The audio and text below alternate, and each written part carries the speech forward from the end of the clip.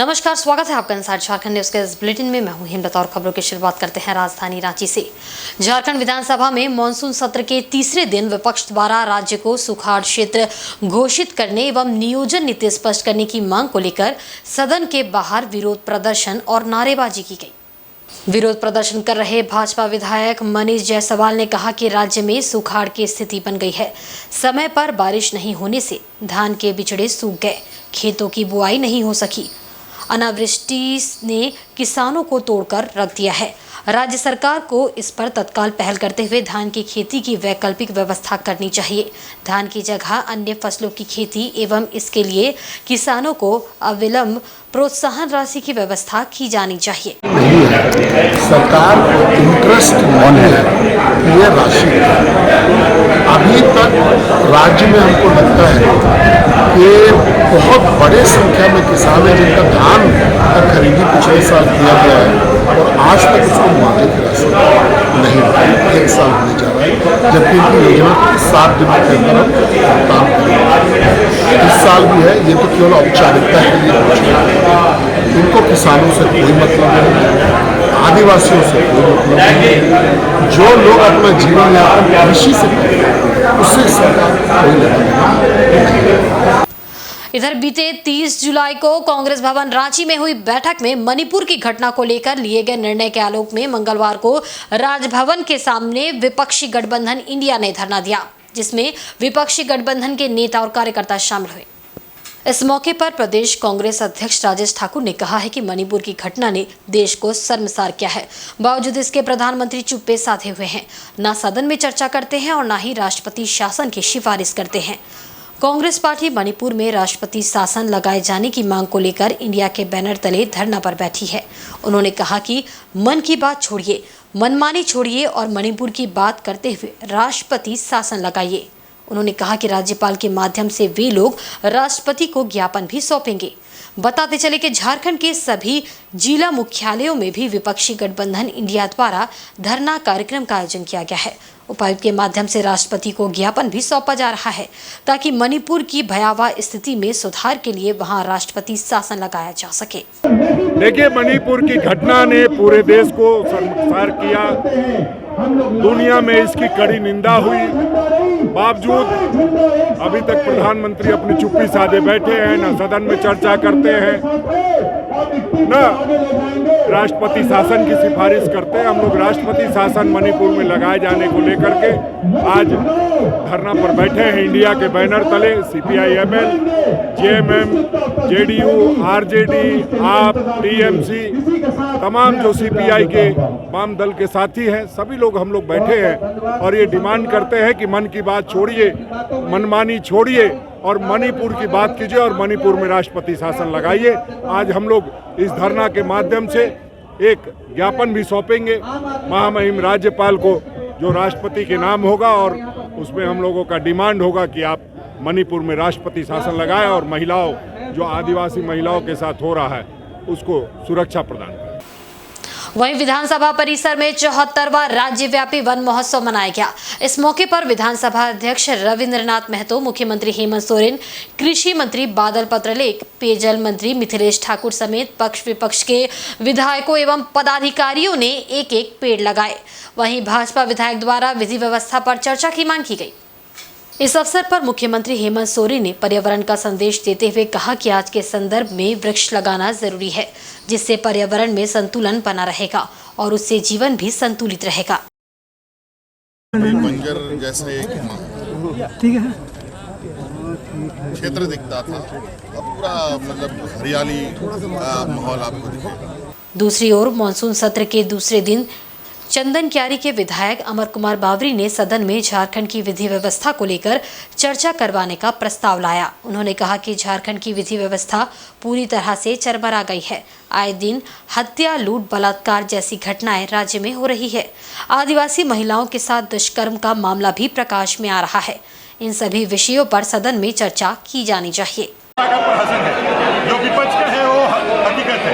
राज्य की जनता ने आपको मणिपुर के लिए नहीं चुना है, राज्य की जनता ने आपको झारखंड के 3.25 करोड़ जनता के लिए चुना है। आप यहाँ इनकी चिंता ना करते हुए, जो आपके बगल में हत्या है, सुभाष मुंडा के बगल में हत्या हो, रूबिका पहाड़िया का बलात्कार करके कई टुकड़े करके हत्या कर दी, आप रूपा तिकी की हत्या कर दी, गोयलकेरा में 7 आदिवासियों की हत्या कर दी, भूखल घासी से लेकर के मुरमातू तक कई एक दलितों के साथ हत्या बलात्कार की घटनाएं हर बार हो रही है। ये नेशनल जो अपना क्राइम रिपोर्ट जो है उसके अंदर है भाई आदिवासियों पर अत्याचार, दलितों पर अत्याचार सबसे ज़्यादा झारखंड में बढ़ा। आप उसकी चिंता ना कर रहे। मणिपुर की जनता ने वहाँ सरकार बनाया है, मणिपुर की जनता ने वहाँ मैंडेट दिया, वहाँ के विधायक है, सांसद है, वहाँ के मंत्री है, मुख्यमंत्री है, वहाँ की जनता है, वहाँ आपके पार्टी के भी लोग हैं, वो वहाँ की लड़ाई लड़ेंगे। आप यहाँ सिर्फ उस मुद्दे को लेकर के झारखंड की जनता का ध्यान भटकाना चाह रहे हैं, अपने फेलियर को छिपाना चाह रहे हैं। इतना ही यदि आपको नैतिकता का ख्याल है, आदिवासी ख्याल है, तो मुख्यमंत्री जब ईडी के जांच में लाते हैं, जब वो जो अपना जो है लीज घोटाले में फंसते हैं, अपने नाम पे जब पत्थर खड़ा लेते हैं और उनके सलाहकार से लेकर सब जब जेल के अंदर रहते हैं, उनके प्रतिनिधि जेल के अंदर रहते हैं, तो उनको तो पहले इस्तीफा देना चाहिए। उसके बाद इस तरह के छोटे दलित। वहीं चक्रधरपुर रेलवे स्टेशन के आरआरआई बिल्डिंग के पास मंगलवार को तड़के 4:30 बजे लाइन नंबर 3 में ट्रेन की चपेट में आकर एक रेलकर्मी की मौत हो गई है। रेलकर्मी का नाम उमेश कुमार शर्मा है। उमेश कुमार शर्मा चक्रधरपुर रेल मंडल के बिजली विभाग में खलासी के पद पर कार्यरत थे। एसएससीओपी में पदस्थापित उमेश कुमार शर्मा रेल इंजन की देखरेख का काम करते थे। इसी कार्य में उनकी ड्यूटी सोमवार रात 10 बजे से मंगलवार सुबह 6 बजे तक लगी हुई थी। ड्यूटी के दौरान तड़के 4:30 बजे के करीब उमेश कुमार एक ट्रेन की चपेट में आ गए, जिसमें उनका एक पैर कट गया। घटना की सूचना के बाद उनके सहकर्मियों ने उन्हें घटनास्थल से उठाकर चक्रधरपुर रेलवे अस्पताल पहुंचाया, जहां इलाज के दौरान घायल रेलकर्मी उमेश कुमार की मौत हो गई। इस घटना को लेकर पूरे रेल मंडल में शोक की लहर है। बताते चले कि लगातार रेल कर्मियों की ट्रेन की चपेट में आकर हो रही मौत से रेलवे के कार्यप्रणाली पर भी सवाल खड़े हो रहे हैं। चक्रधरपुर रेल मंडल के वरीय अधिकारियों पर सवाल खड़े हो रहे हैं। बहरहाल मृतक रेलकर्मी उमेश कुमार शर्मा के परिजनों को घटना की सूचना दे दी गई है। जीआरपी द्वारा शव को पोस्टमार्टम के लिए भेज दिया गया है। घटना कैसे और किस परिस्थिति में हुई ये स्पष्ट नहीं है, जिसको लेकर रेलवे अपने स्तर से पूरे मामले की विभागीय जांच कर रहा है। 4:30 से 4:35 में विनोद महतो द्वारा फोन किया गया कि शर्मा जी का पाँव कट गया। अच्छा। हम लोग स्पॉट में गए तो देखे लाइन नंबर 3 में वो ट्रैक में पड़े हुए थे जी। उस पीरियड में उनसे बात भी हुआ कि कैसे हुआ, तो बोले हम 5 नंबर ट्रेन देखने जा रहे थे, पता नहीं चला धक्का लग गया और हम गिर गए, उसमें पाँव कट गया। फिर हमको बोले भी कि मेरा मोबाइल देखिए कहीं गिर गया। मोबाइल एक स्टाफ के पास था, फिर मोबाइल मिला। हम लोग हॉस्पिटल आए तब तक वो जिंदा थे। हम लोग सब मिल के ही उनको एम्बुलेंस में हॉस्पिटल ला के एडमिट किए। क्या खलासी थे, हम लोग के साथ में नाइट ड्यूटी चल रहा था उनका। नाइट ड्यूटी चल रहा हाँ, ड्यूटी के दौरान। वहीं चक्रधरपुर रेल मंडल के डोंगवापोशी में मालगाड़ी दुर्घटनाग्रस्त हो गई है। मंगलवार की सुबह करीबन 10:30 बजे हुई इस घटना के बाद चक्रधरपुर रेल मंडल मुख्यालय में ट्रेन कंट्रोल रूम से दिन के 11 बजे 4 हूटर बजाए गए। उसके बाद युद्ध स्तर पर राहत व बचाव कार्य शुरू किया गया। बताते चले कि डोंगवापोशी में मालगाड़ी दुर्घटनाग्रस्त हो गई। रोल डाउन होकर डेड एंड से मालगाड़ी टकरा गई, जिससे मालगाड़ी के डिब्बे के ऊपर डिब्बे चढ़ गए। सूचना मिलते ही चक्रधरपुर रेल मंडल के डीआरएम एजे राठौड़ और अन्य वरीय रेल अधिकारी मौके पर पहुंचे। पूरी घटना की जानकारी ली जा रही है। बताया जाता है कि मालगाड़ी पीछे की तरफ अचानक रोल डाउन हो गई। बिना रेल चालक के पीछे जाते हुए मालगाड़ी डेड एंड से जा टकराई और मालगाड़ी के डिब्बे एक दूसरे के ऊपर चढ़ गए। वहीं पटरी पर डिब्बे के पहिए इधर उधर फेंका गए। इस हादसे में किसी के भी हताहत होने की सूचना नहीं है। मामले को लेकर विभागीय जांच जारी है। फिलहाल मालगाड़ी को पटरी पर लाने की कवायद तेज है। घटनास्थल से मिली जानकारी के अनुसार पटरी के बिजली तार क्षतिग्रस्त हुए हैं। वहीं पटरी को भी भारी नुकसान पहुंचा है। अप लाइन में ट्रेनों का परिचालन प्रभावित है, वहीं डाउन लाइन से ट्रेनों को चलाया जा रहा है। इस रेल मार्ग से होकर गुजरने वाली कुछ यात्री ट्रेनें हादसे की वजह से लेट चल रही है।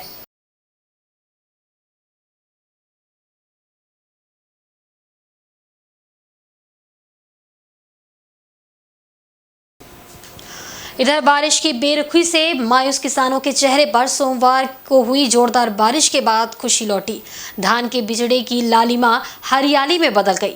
किसानों का कहना है कि अभी भी अगर बारिश प्रवाह में हो तो पिछड़ी खेती को वापस पाया जा सकता है। बताते चले कि अनावृष्टि से पूरे प्रदेश में सुखाड़ की स्थिति उत्पन्न हो गई है। धान की फसल का विकल्प खोजा जाने लगा है।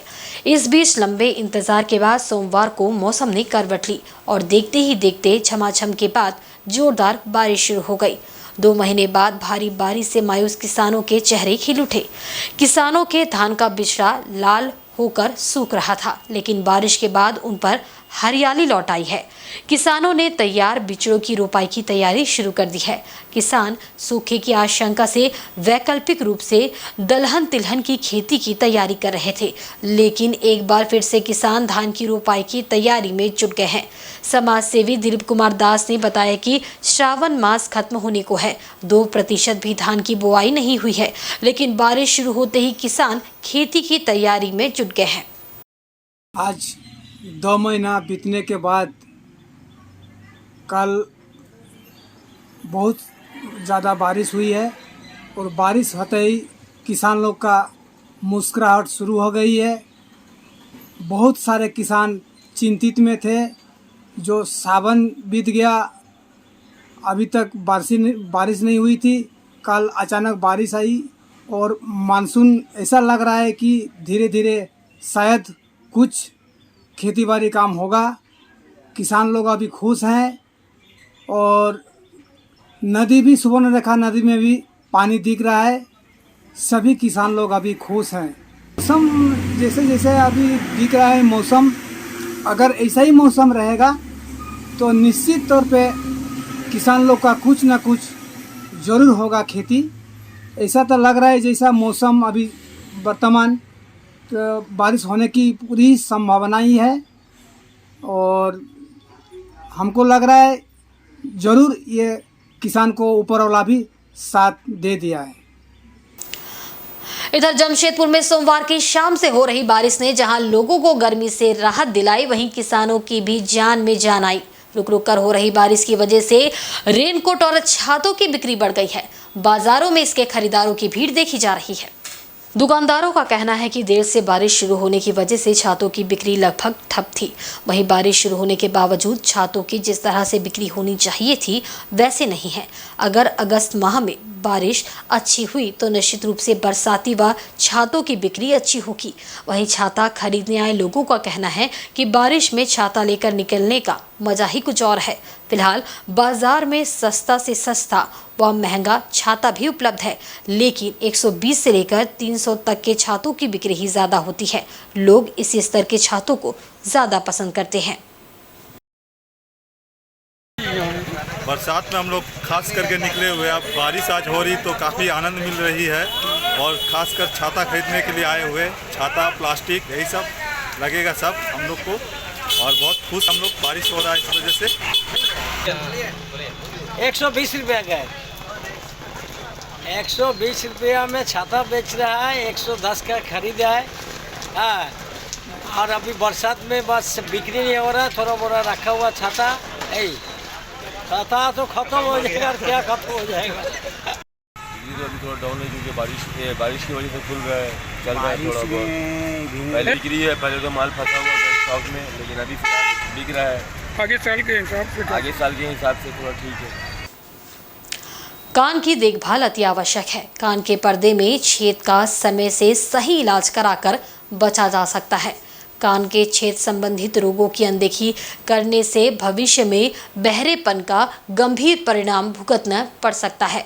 शहर के ENT स्पेशलिस्ट डॉक्टर शुभेंदु मंडल ने एक कार्यक्रम के दौरान की बात कही। न्यू लाइफ नर्सिंग होम के ENT स्पेशलिस्ट डॉक्टर शुभेंदु मंडल ने बताया कि अक्सर कानों की सही देखभाल लोग नहीं करते। इसका खामियाजा भविष्य में उठाना पड़ता है। कान के पर्दे में छेद का सही इलाज नहीं होने पर कान से पानी और बरसात के शुष्क मौसम में मवाद आना आम बात हो जाती है। हाल के दिनों में कान के पर्दे क्षतिग्रस्त होने से संबंधित इलाज में लेटेस्ट टेक्नोलॉजी का इस्तेमाल किया जा रहा है। क्रॉनिक आइस्टाइटिस मीडिया बीमारी लाइलाज बिल्कुल नहीं है। इंडोस्कोपी की मदद से अब बिना चीरफाड़, बिना खून बहाए इसका सटीक इलाज किया जा रहा है। उन्होंने बताया कि पहले ये ऑपरेशन कान काट कर ही किया जाता था, लेकिन अब इंडोस्कोपिक यानी दूरबीन मशीन से बिना काटे फाड़े इसका इलाज कुछ ही समय में संभव हो सका है। डॉक्टर शुभेंदु मंडल ने बताया कि इंडोस्कोपिक से इलाज करने के कई फायदे हैं, जैसे कम समय में बेहतर इलाज, कुछ ही देर में मरीज वापस अपने घर और अगले दिन काम पर जा सकते हैं। सबसे महत्वपूर्ण बात यह है कि इंडोस्कोपिक सर्जरी के बाद इन्फेक्शन का खतरा शून्य रहता है। हालांकि ये इलाज सामान्य ऑपरेशन से 20 से 25% अधिक खर्चीला है, लेकिन इस एंडोस्कोपी सर्जरी से सक्सेस रेट काफ़ी अधिक है। उन्होंने बताया कि सामान्य ऑपरेशन के मुकाबले इसमें मरीज को अधिक सहूलियत है। गोलमुरी के 50 वर्षीय मोहम्मद आलम नामक व्यक्ति लंबे समय से इस समस्या से जूझ रहे थे, जिन्हें डॉक्टर शुभेंदु मंडल की टीम द्वारा ऑपरेशन कर ठीक किया गया है। इनकी टीम में प्रमुख रूप से assistant doctor M Rao, technician Surendra Kumar, paramedical staff में आरती, पुस्तरी, रीता और पीयूष प्रमुख रूप से शामिल है। स्टिचलेस ईयर सर्जरी बोलते हैं। ये काफ़ी एडवांस ईयर सर्जरी है और कान का काफ़ी एडवांस और टॉप एंड सर्जरी है, जिसमें कान में कोई स्टिच नहीं लगता है। कान के अंदर में मशीन जाके उस मशीन से ऑपरेशन होता है और कान को चारों तरफ कोई कटिंग नहीं होता है, जिसमें पेशेंट को बहुत सारे फ़ायदा है, जैसे कि पेन बहुत कम है, इन्फेक्शन के चांस बहुत कम है और पेशेंट को बहुत जल्दी पेशेंट अपना वापस जा सकते हैं। पेशेंट जल्दी डिस्चार्ज होकर घर जा सकता है, पेशेंट जल्दी अपना काम में वापस जा सकता है। तो ये सारे बहुत जो चीज़ है, ये ओल्ड एज के लिए काफ़ी अच्छा परफेक्ट है, क्योंकि इन्फेक्शन के चांस ना के बराबर है। तो ये सब ऑपरेशन जमशेदपुर में अभी रिलेट मेडिकेयर में शुरू किए हैं। I am doing this surgeries. मेरा टीम में बहुत सारे जो हैं, जो सब लोग इसमें ट्रेंड है और हम लोग काफ़ी ऑपरेशन कर चुके हैं और सारे ऑपरेशन आज तक सक्सेसफुल हुए हैं। तो ये हम जमशेदपुर वासी को जनाना चाहते हैं, बोलना चाहते हैं कि इसमें बहुत सारे एडवांस ऑपरेशन आप लोग चाहें तो ले सकते हैं। इधर सरायकेला खरसवां जिला के ईचागढ़ में स्थित पूरी हिंसा मध्य विद्यालय में ताला तोड़कर अज्ञात चोरों ने चोरी की घटना को अंजाम दिया और चलते बने। रविवार की रात अज्ञात अपराध कर्मी ताला तोड़कर विद्यालय के किचन में घुस आए और किचन से अंडा, मसाला, बर्तन आदि की चोरी कर ली। वहीं विद्यालय के FLM किट, विज्ञान किट सहित कई सामानों को भी उठा ले गए। घटना की सूचना मिलते ही सोमवार को मुखिया संगीता देवी, विद्यालय प्रबंधन समिति के अध्यक्ष व अभिभावक भी विद्यालय पहुंचे और घटना की जानकारी ली। वहीं प्रधानाध्यापक ने थाना में लिखित शिकायत दर्ज कराई है। मालूम हो कि इसके पूर्व में भी विद्यालय में 2 बार चोरी की घटना को अंजाम दिया गया था। चोरों ने सोलर जलमीनार का सिंटेक्स, टंकी, चावल, हारमोनियम आदि विद्यालय से चोरी कर लिए गए थे। विद्यालय के प्रधानाध्यापक यमुना प्रसाद ने बताया कि रात के समय अज्ञात चोरों द्वारा चोरी की घटना को अंजाम दिया गया है। उन्होंने कहा कि सोमवार की सुबह जब विद्यालय पहुंचे तो देखा कि ताला टूटा है, किचन व कार्यालय का किट आदि गायब है, बाकी सामान बिखरा हुआ है। इसकी सूचना ईचागढ़ थाना को दी गई है। मौके पर प्रबंधन समिति अध्यक्ष किशन देव महतो, राम सिंह मुंडा, ग्राम प्रधान हरेन महतो आदि उपस्थित थे। ताला तोड़ दिया गया था और किचन सेट का भी ताला, सामान को इधर उधर फेंक दिया गया था। किचन सेट का कुछ अंडा को जो है खा भी लिया गया है। इससे पहले भी जो है 2 साल पहले हम लोग का विद्यालय से सोलर सिस्टम भी चोरी हो गया है। इस पर थाना में जो है FIR दर्ज किया है, उसका लिया गया। आज जो है थाना में लिख देने की बात हुई। इसका शिकायत जो है थाना में करने का बात है। जो मुखिया महोदय भी हैं, ग्राम प्रधान जी भी हैं और हम लोग विद्यालय प्रबंधन समिति के अध्यक्ष और हम वार्ड मेंबर, वार्ड मेंबर भी हैं। और मशहूर गायक मोहम्मद रफ़ी की पुण्यतिथि पर मुसाबनी आदिवासी रिक्रिएशन क्लब में एक शाम मोहम्मद रफ़ी के नाम कार्यक्रम का आयोजन किया गया। मुसाबनी 3 नंबर स्थित आदिवासी रिक्रिएशन क्लब में मशहूर गायकार मोहम्मद रफ़ी की पुण्यतिथि पर अप्सरा म्यूजिक ग्रुप की ओर से एक शाम मोहम्मद रफ़ी के नाम संगीत कार्यक्रम का आयोजन किया गया। कर्णप्रिय म्यूजिक के साथ मुसाबनी के गणेश मुर्मू, CKP के मोहम्मद सलीम एवं मोहम्मद हबीब ने संगीत प्रस्तुत किया। सर्वप्रथम मोहम्मद रफ़ी की आत्मा की शांति के लिए 2 मिनट का मौन रखा गया। तत्पश्चात संगीत कार्यक्रम का शुभारंभ किया गया। तीनों गायकों ने एक से बढ़कर एक मोहम्मद रफ़ी के गानों से श्रोताओं का मन मोह लिया। इस मौके पर क्लब के अध्यक्ष विशेन गुड़िया, सिंगराय हेम्ब्रम, सपन टुडू आदि उपस्थित थे।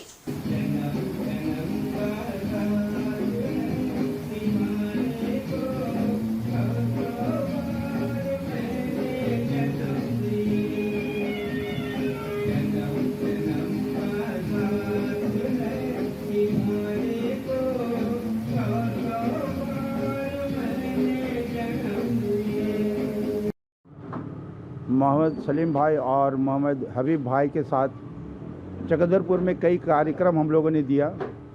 मोहम्मद रफ़ी के पुण्यतिथि पर, उसके जन्म दिवस पर और गणतंत्र दिवस पर।